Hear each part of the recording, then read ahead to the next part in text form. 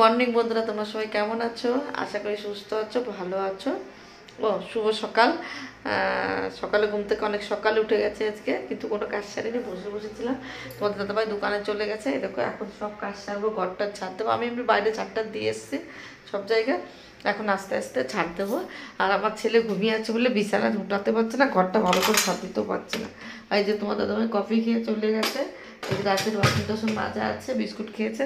আমি চলো মশলাটা করে বিস্কুটটা খেয়ে নিই, খাওয়ার পরে সব কাজগুলো করি। বলো কি বলো? আগে সব মশলাটা করে একবারে ঝাড়টা দিয়ে ঘরটা মুছে উঠি, ঘরটা মুছার পরে রান্নাটা সেরে ফেলি। বলো সকাল সকাল রান্না সেরে নিই। দেখতে পাচ্ছ, এই দেখো মশলা করবো, আদা রসুন নিয়ে বসে গেছি। চলো দেখতে থাকো।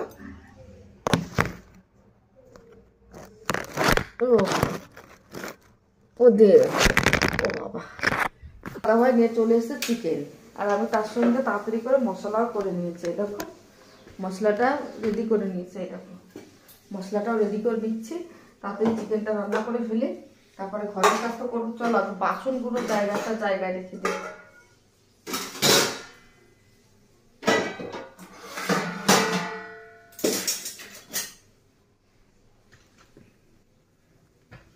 জায়গায় রেখে দিই আগে, তাই না এক এক করে কাজ শেষ। আর রাতে খুব বৃষ্টি হয়েছিল, আবার বৃষ্টি। দেখো রাতে বাসন মাজলে বেশ ভালো হয়। আমি না আগে কোনোদিনও রাতে বাসন মাজতাম না পশ্চিমবাংলায়, মিথ্যে কথা বলবো না। আর গুজরাটে সেইগুলো শিখে গেছে। কেন গুজরাটে সবাই রাতে বাসন মাজে, আর এখন মোবাইলে সব জায়গায় শুনছি রাতে বাসন মাজা রেখে, মানে বাসন মেজে রাখা খুব ভালো। মানে রান্না করো সেদিন 1.5 কিলো মাংসটা ছোট কড়াইতে খুব কষ্ট হয় মারতে চাচ্ছে, ওই জন্য আজকে এটা দেখো মাথার মধ্যে আজকে মাথা বসে চুল কাটছে, খুব চুল কাটছে।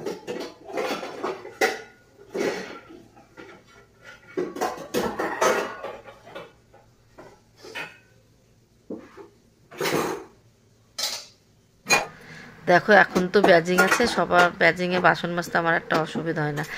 আর আগে কী বলতো, বসে বসে আবার মাজবো, আর বাড়িতে খুব খাটনি করতাম সারাদিন। তারপরে আর রাতে আবার ব্লাউজ করতাম, দিনে ধান সিদ্ধ করতাম। এইগুলো করতে গেলে আমি আর টাইম পেতাম না, রাতে আবার সকালে করতে হতো। আর দেখো তখন মশলাগুলো করা হয়ে গেছে, মশলার প্যাকেটের মধ্যে নোংরাগুলো ফেলে দিচ্ছি। এবার দেখো নোংরাগুলো ফেলে কিচেনটা একটু ভালো করে পরিষ্কার করে নেবো।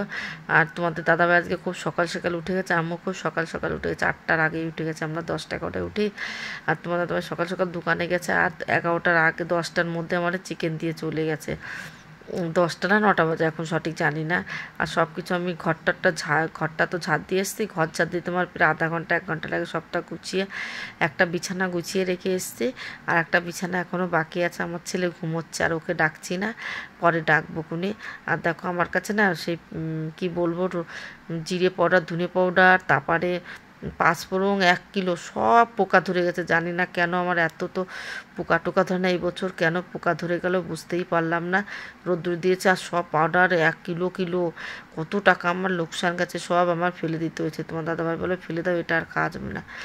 আর আমি বেশি করে আনছি না, অল্প অল্প করে। আর জিরে আছে, এই জিরেটা আমার পাশের বাড়ির বৌদি, রাজস্থান বাড়ি তো, ওরা গেছিলো রাজস্থান, ওদের জমি জায়গায় মানে জমিতে হয়, ওইটা নিয়ে এসেছিলো, আমাকে দেয় প্রতিবারই। মিথ্যে বলবো না, কেউটা নিয়ে একদম না। তাই সেই জিরেগুলো দিয়ে এখন ভাবছি কি জিরে পাউডার করে নেবো বর্ষার কয়েকদিন, তারপরে একদিন ডিমান্ডে নিয়ে আসবো। বর্ষার কয়েকদিন আর প্যাকেট নিয়ে আসবো না। প্যাকেটের জিনিসও এখন আর ভালো হচ্ছে না, বুঝতেই পারছি না কেন ভালো হচ্ছে না। কিচ্ছু করার নাই, আস্তে আস্তে আমি বাড়িতে বেটে নেব নিজের মতো।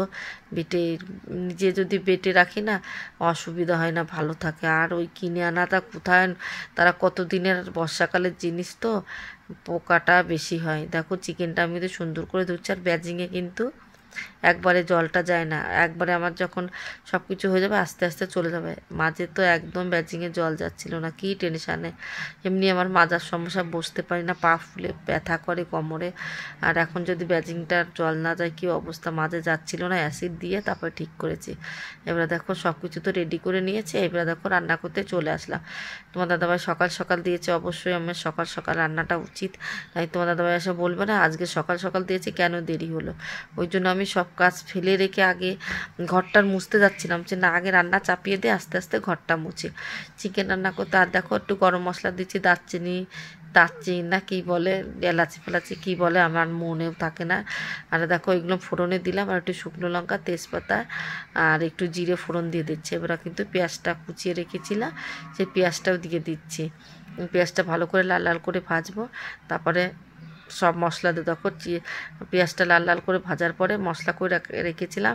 কত সুন্দর কালার এসছে, মশলা একটু শুকনো লঙ্কা দিয়েছিলাম আর এই কালারটা এসছে ওই জন্য। আর খেতে যে কী দারুণ হয়েছিল কি বলবো, আজকে চিকেনটা খুব সুন্দর হয়েছিল, হেভি হেভি। সবাই বলছিল খেয়ে যে হেভি হয়েছে আজকে চিকেনটা।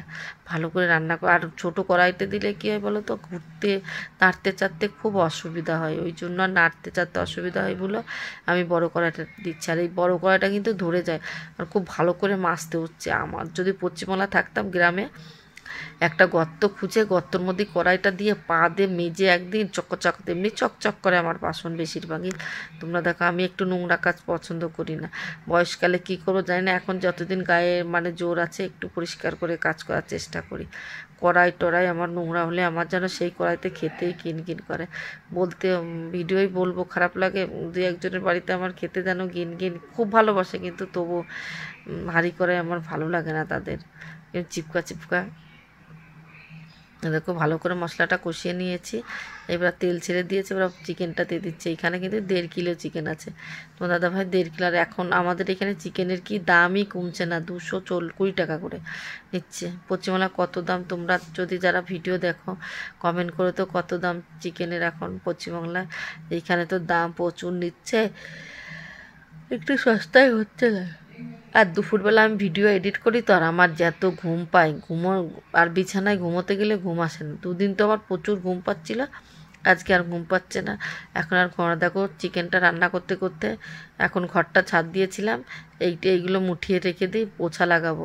এবার এই ঘরটা বাকি ছিল, ভালো করে ছাদ দেবো। সব তো ছাদ দিয়েছি একবার, আর এই পাপোশটা উঠিয়ে দিলাম। এইবার আমি কিন্তু কিচেনটা পরিষ্কার পোছা লাগিয়ে চলে আসলাম। ব্যাজিংটা রোজ ধুতে হয়, আর আমি হারপিক দিয়ে ধুলে কী হয় বলো তো, ব্যাজিংয়ের যে নোংরাটা খুব ভালো পরিষ্কার। আর এই পাইপ নলগুলো, কেউ যদি নল অনেক পুরনো হয় তবু হারপিক দিয়ে একটুখানি রেখে দেবে, তারপরে ডলবে। নতুন আমার যে নলগুলো আছে এখনও নতুন, 8-9 বছর হয়ে গেছে আমার এই ঘরের বয়স, তোমরা দেখতেই পাচ্ছ।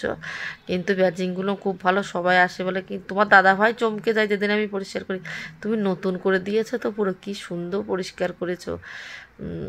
চেষ্টা করি পরিষ্কার রাখা, এখন আর পারি না, মোটা হয়ে গেছে, শরীরে এত রোগ ঢুকে গেছে, আগের মতো কাজ করতে পারি না, তবু চেষ্টা করি।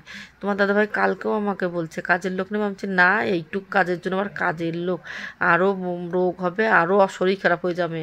আমি অনেক কাজ করতাম, কাজে বসে গেছি বলে পুরো আমার মাজার সমস্যা হয়ে গেছে, কোমরে আর পায়ে, এইবার নার্ভের দোষ হয়ে গেছে, তারপরে আবার বিপির প্রবলেম হয়ে গেছে, থাইরয়েড হয়ে গেছে, একবার টিবি রোগ হয়ে গেছে। আমার এই শরীরটা দেখছো শুধু দেখার মতন, কিন্তু এর মধ্যে শুধু রোগ ভরা। কি করব, তবু তো বাঁচতে হবে, ওষুধ খাই আর আমি চলি, আমি ওষুধ না খেলে চলতেই পারি না। মাঝে তো বিপির ওষুধ খাচ্ছেন না, আমার হার্টে প্রবলেম করছিল, ডাক্তারে বললো তোমার খেতেই হবে, তাই ডাক্তারে একটু কম পাওয়ারের ওষুধ দিয়েছে, কিন্তু কাজ করছে না ওষুধে। আমার বিপি এত বেড়েছে 165, মাথা ঘুরছে। তোমার দাদাভাই চেক করলো, বললো হ্যাঁ বিপি বেশি। এইবার আমি আবার ডাক্তার দেখাতে যাব 1 সপ্তাহের মধ্যেই। তোমার দাদাভাইয়ের ওষুধ ফুরিয়ে যাবে, তোমার দাদাভাই ডাক্তার দেখাই তো, তোমার দাদাভাইয়ের ওষুধ ফুরিয়ে যাবে একবারে। তোমার দাদাভাই বলেছে আমি তোমার এই ডাক্তারের কাছে নিয়ে যাব, দেখিয়ে আসবো।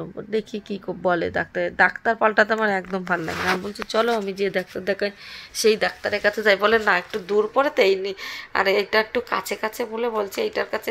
আর তোমার দাদাভাইও ওষুধ খাচ্ছে বলে ভালোই, ডাক্তারটা তুমি এই কাছে কাছেরটাই দেখা।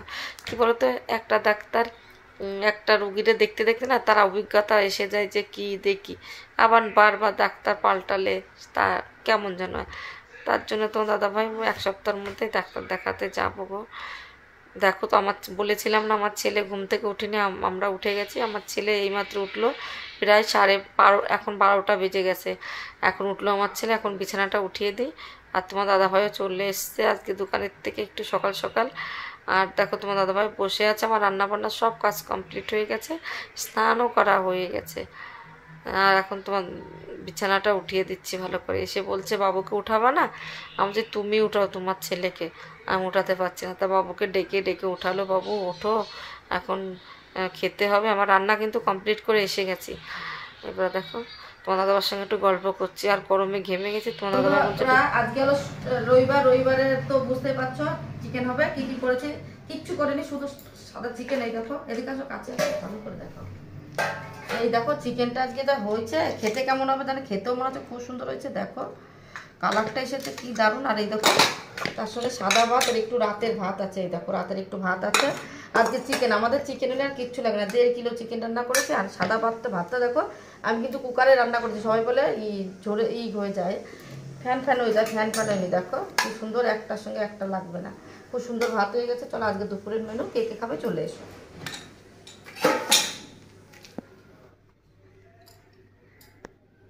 হয়ে গেছে।